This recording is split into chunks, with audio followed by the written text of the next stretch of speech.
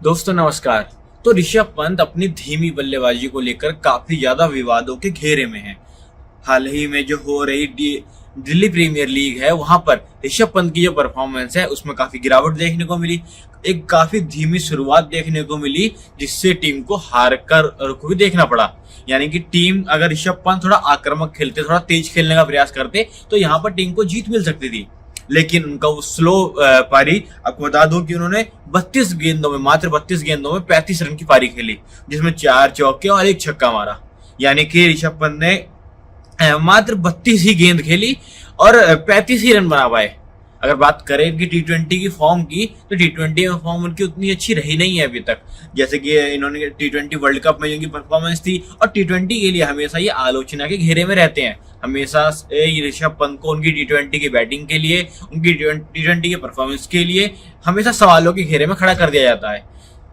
इन्हें टी20 में डेब्यू हुई इसलिए कराया था कि इनकी आईपीएल में जो टी20 की फॉर्म हुआ करती थी वो काफी बेहतरीन थी, काफी ताबड़तोड़ थी, और इनको तो आईपीएल में ताबड़तोड़ पंत नाम की उपाधि भी एक तरह से दे दी गई है। लेकिन अब जो टी20 में जो ऋषभ पंत दिखते हैं वो ऋषभ पंत वाले ऋषभ पंत नहीं है जो आपको पहले दिखा करते थे, जब emerging player of the year हुआ करते थे। वो वाले ऋषभ पंत अब नहीं है। आपने देखा होगा कि टी20 में उन्हें लगातार मौके मिलने के बाद भी उनकी बैटिंग हमेशा फ्लॉप होती आई है। हालांकि ओडीआई के बहुत बढ़िया प्लेयर हैं, टेस्ट के तो काफी बढ़िया प्लेयर हैं, टेस्ट की इनके खेलने के तरीके पे कोई सवाल ही नहीं उठता। लेकिन बात यह है कि टी20 में इस तरह का प्रदर्शन क्या टीम को सपोर्ट देने लायक है? अगर बात करें टी20 वर्ल्ड कप की, जो ऋषभ पंत ने इंजरी के बाद, यानी कि उस एक्सीडेंट के बाद ऋषभ पंत की जब वापसी हुई टी20 क्रिकेट में, तब से ऋषभ पंत ने 10 मैच खेले हैं। उन 10 मैचों में 222 रन बनाए हैं, जिसमें से इन्होंने 169 गेंदों का सामना किया है और महज 222 रन बना पाए हैं। इनकी एवरेज की बात करें तो 27 की एवरेज से रन बनाए हैं यहाँ पर ऋषभ पंत ने, और 131 का स्ट्राइक रेट है।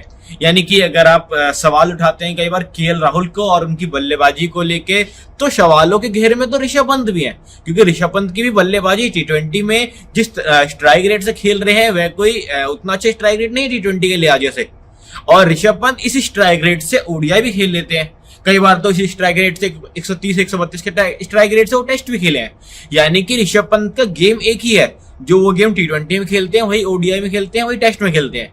लेकिन एक टीम को सपोर्ट देने की जब बात होती है वहां पर ऋषभ पंत काफी धीमे दिखाई पड़ रहे हैं। जिस तरह से आपने देखा होगा कि ऋषभ पंत की कोई भी अर्धशतकीय पारी अभी तक टी20 में देखने को नहीं मिली। उनकी एक्सीडेंट से वापस या फिर इंजरी से वापस लौटने के बाद अभी तक उनकी कोई भी अर्धशतक वाली पारी नहीं आई है। हालांकि उन्होंने श्रीलंका के खिलाफ 49 रनों की पारी तो खेली थी, पर जब महत्वपूर्ण टीम सामने आई, यानी कि ऑस्ट्रेलिया, इंग्लैंड सब सामने आई, हालांकि साउथ अफ्रीका जब फाइनल में सामने आई तो ऋषभ पंत फाइनल में तो 0 पे आउट हो गए और सेमीफाइनल में मात्र 4 रन टीम के लिए बना पाए।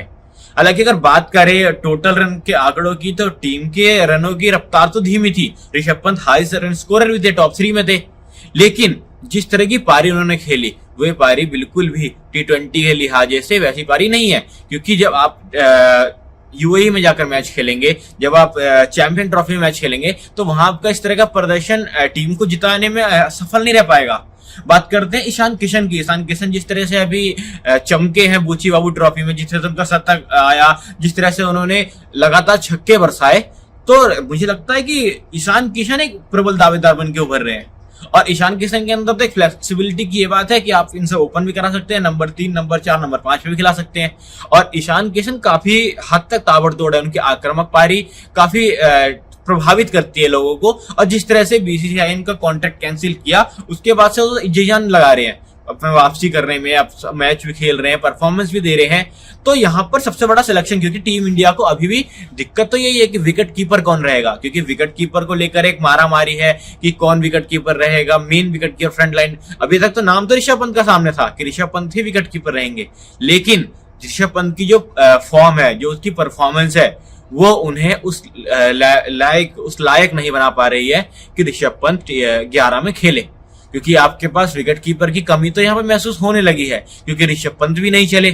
श्रीलंका में आपने केएल राहुल को ट्राई किया, केएल राहुल भी नहीं चले।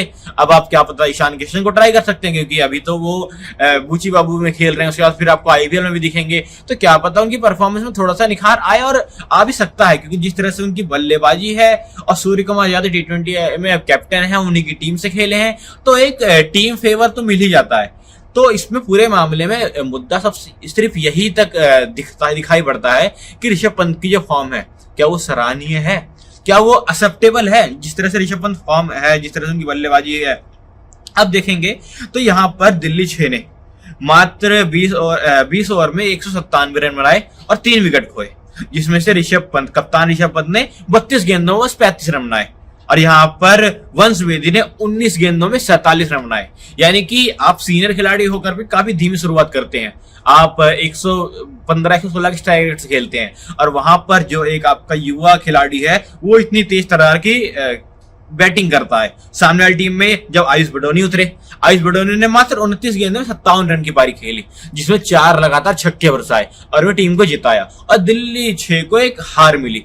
और हार का कारण कई लोग ऋषभ पंत को बता रहे हैं और इसमें गलत भी नहीं दिख रहा मुझे, क्योंकि जिस तरह से उनकी इतनी स्लो परफॉर्मेंस थी वो वाकई इस दिल्ली 6 के लिए आज से, क्योंकि आप एक जूनियर टीम में खेल रहे हैं, आप सीनियर खिलाड़ी हैं, आपके लिए वो गेंदबाजी वो उस तरह की गेंदबाजी नहीं होनी चाहिए जो आपको इंग्लैंड में ऑस्ट्रेलिया में दिखती है। आपके लिए तो वो गेंदबाजी कम से कम ऐसी लगनी चाहिए कि भाई आपके लिए तो नॉर्मल है, लेकिन आपका वहां ये परफॉर्मेंस आपको बिल्कुल सराहनीय परफॉर्मेंस का दर्जा नहीं देगा।